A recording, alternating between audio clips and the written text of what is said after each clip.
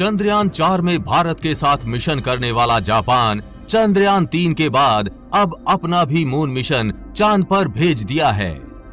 Japan ने भी 7 सितंबर 2023 की सुबह यानी कल अपना मून मिशन लॉन्च कर दिया है। इस मिशन की लॉन्चिंग तांगेशिमा स्पेस सेंटर के योशिनोबु लॉन्च कॉम्प्लेक्स से की गई। इसको चांद तक पहुंचने में 5 से 6 महीने का समय लगेगा, लेकिन सवाल ये है कि जब हमारा चंद्रयान 3 40 दिन में पहुंचा था तब ही लोग सवाल कर रहे थे कि आखिर इतना समय क्यों लग रहा है। अब जापान तो भारत से भी ज्यादा 5 से 6 महीने का समय ले रहा है।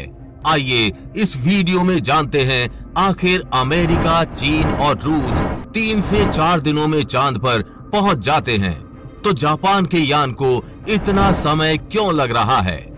जापान की स्पेस कंपनी जाक्सा ने इस मिशन को मून स्नाइपर नाम दिया है और इसके लैंडर का नाम स्लिम रखा गया है। इसमें कोई रोवर नहीं भेजा जा रहा है, लेकिन 2 अलग प्रकार के पेलोड भेजे गए हैं जो किसी रोवर से कम भी नहीं हैं, जिसमें एक तो मेंढक की तरह से उछल उछल कर चांद की सतह पर घूमेगा और अपने प्रयोग करेगा, जबकि दूसरा रेगिस्तान में चलने वाले जानवर की तरह चांद की सतह पर घूमेगा। जापान का लैंडर स्लिम एक हल्का रोबोटिक लैंडर है जिसे तय स्थान पर ही उतारा जाएगा। उसकी जगह में कोई बदलाव नहीं होगा ताकि सटीक सॉफ्ट लैंडिंग का प्रदर्शन हो सके, यानी स्लिम की लैंडिंग उसके तय स्थान के 100 मीटर के दायरे में ही होगी। जाक्सा के वैज्ञानिकों के अनुसार जहां हम चाहते हैं वहीं पर लैंड हो, बल्कि ये नहीं कि कहां हम कर सकते हैं। वो एरिया एक गड्ढे का स्लोप टाइप होगा, जैसा आप अभी वीडियो में देख पा रहे हैं। ये मिशन 831 करोड़ रुपए से ज्यादा का है। जापान का यान पृथ्वी के सबसे पहले 2 चक्कर लगाएगा। 2 चक्कर के बाद जापान की जाक्सा के वैज्ञानिकों द्वारा यान के एक बार इंजन फायर किया जाएगा और यान पृथ्वी की कक्षा से निकलकर लंबे ट्रांसलूनर ट्रेजेक्ट्री में चला जाएगा। यहां से करीब चांद तक पहुंचने में उसको 3 से 4 महीने का समय लगेगा। इसके बाद जैसे ही वो चांद की ऑर्बिट में पहुंचेगा, वहां पर चांद के करीब 1 महीने तक चक्कर लगाएगा। इस प्रकार इसको चांद तक पहुंचने में पूरे 5 महीने का समय बीत जाएगा। स्लिम को इतना घुमाकर इसलिए भेजा जा रहा है क्योंकि जापान के वैज्ञानिक चाहते हैं कि उसके ईंधन को ज्यादा से ज्यादा बचाया जा सके और वो उस ईंधन का चांद पर प्रयोगों में इस्तेमाल कर सके। इसी कारण से जापान के वैज्ञानिकों ने 5 से 6 महीने में चांद तक पहुंचने का लंबा मार्ग चुना है। ये मिशन चांद की सतह पर अगले साल फरवरी महीने में लैंड करेगा। आइए अब जानते हैं चांद पर फरवरी में कैसे लैंड करेगा जापान का मून मिशन। जैसे हमारे चंद्रयान 3 में 30 गुना 100 किलोमीटर की ऑर्बिट से उतरना शुरू किया था, वैसे जापान का ये यान 15 गुना 600 किलोमीटर की ऑर्बिट से लैंडिंग शुरू करेगा। यानी यान लैंडिंग से पहले चांद से 15 किलोमीटर की ऊंचाई पर होगा और जैसे चंद्रयान 3 में आखिरी 15 मिनट को आतंक के 15 मिनट बोला जा रहा था, वैसे इसके लिए आखिरी 20 मिनट बेहद महत्वपूर्ण होंगे। यानी इसको चांद पर उतरने में 20 मिनट लगने वाले हैं। 15 किलोमीटर की ऊंचाई पर यान के आने पर सबसे पहले यान के दोनों थ्रस्टर्स शुरू होंगे, जिससे यान की गति को कम किया जा सके। 15 किलोमीटर की ऊंचाई से ही ये पहली बार चांद की सतह को स्कैन करेगा। फिर 5 मिनट के बाद यान वापस से चांद की सतह को स्कैन करेगा। करीब 10 मिनट के बाद यान वर्टिकल होगा, यानी जो चांद की सतह के साथ साथ चल रहा था अब उतरने के लिए सीधा हो जाएगा। और जैसे ही यान 7 किलोमीटर की ऊंचाई पर आएगा, वर्टिकल डिसेंट होगा, यानी चांद की सतह को तेजी से स्कैन करने लगेगा।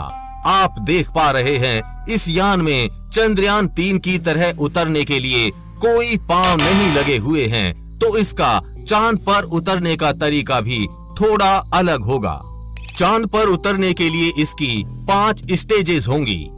Number 1 hovering, number 2 forward inclination, number 3 main leg touch down, number 4 front leg touch down, number 5 stabilisation. चांद की सतह से 200 मीटर की ऊंचाई पर होवरिंग होगी, यानी कि इसके नीचे लगे छोटे थ्रस्टर इंजन फायर होंगे जिससे यान को स्टेबल किया जा सके।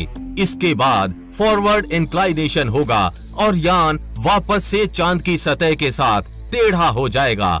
इसके बाद मेन लेग टच डाउन होगा, यानी यान के नीचे पीछे लगे 2 बॉल्स चांद की सतह को छुएंगे।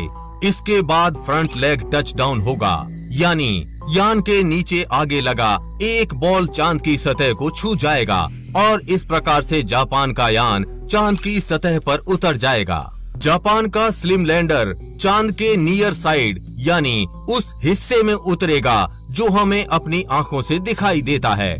संभावित लैंडिंग साइट मेयर नेक्टोरिस है, जिसे चांद का समुद्र कहा जाता है। ये चांद पर सबसे ज्यादा अंधेरे वाला धब्बा कहा जाता है। स्लिम में एडवांस्ड ऑप्टिकल और इमेज प्रोसेसिंग टेक्नोलॉजी लगी है। लैंडिंग के बाद स्लिम चांद की सतह पर मौजूद ओलिविन पत्थरों की जांच करेगा ताकि चांद की उत्पत्ति का पता चल सके। इसके साथ XRISM सैटेलाइट भी भेजा गया है जो चांद के चारों तरफ चक्कर लगाएगा। इसे जापान, नासा और यूरोपियन स्पेस एजेंसीज ने मिलकर बनाया है। ये चांद पर बहने वाले प्लाज्मा हवाओं की जांच करेगा ताकि ब्रह्मांड में तारों और आकाश गंगाओं की उत्पत्ति का पता चल सके। ये मिशन चांद की सतह पर अगले साल फरवरी महीने में लैंड करेगा। आपको जापान की स्पेस एजेंसी जाक्सा के इस मिशन मून स्नाइपर के बारे में जानकारी कैसी लगी? नीचे कमेंट बॉक्स में अपनी राय जरूर बताएं। हम उम्मीद करते हैं कि आपको ये जानकारी अच्छी लगी होगी। अगर जानकारी अच्छी लगी हो तो इस वीडियो को अपने दोस्तों और रिश्तेदारों में जरूर शेयर कीजिए।